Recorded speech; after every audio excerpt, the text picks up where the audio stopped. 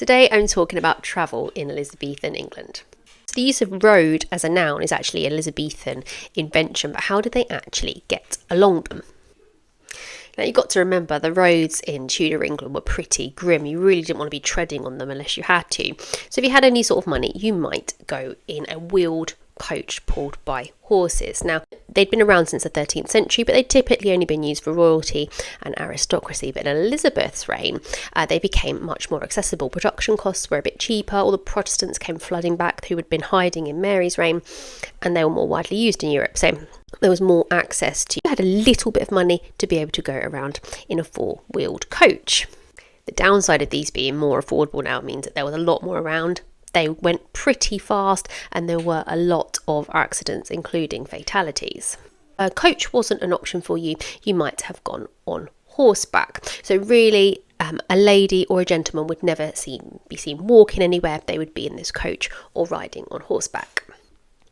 But you wouldn't want just any old horse. The colour of horses carried superstition with them as well. So, for example, if there was white on certain of the feet of the horse, that would have been good luck, but if there was white going up the leg, that would have been considered bad luck.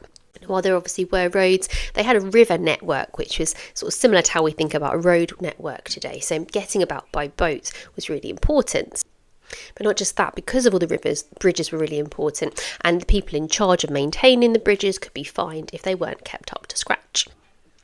Now, the River Thames was like the main highway, a bit like a motorway today. And if there were a few of you, you might want to club together and rent a barge for the day to get about. However, you might want to carry a pig's bladder with you because it could be inflated and used as a buoyancy aid in case anyone falls in.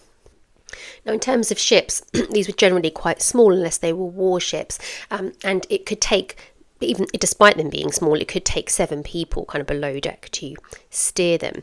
And when we think about life at sea, people actually living out on boats, they could take boys as young as 10 years old, and often these boys wouldn't live to adulthood. And then finally, thinking about navigation, I wouldn't have coped without Google Maps. They couldn't even carry actual maps around with them because they were too bulky. They would have a list with a table with the distances between places and maybe a rough direction, or they may even have used the moon to navigate.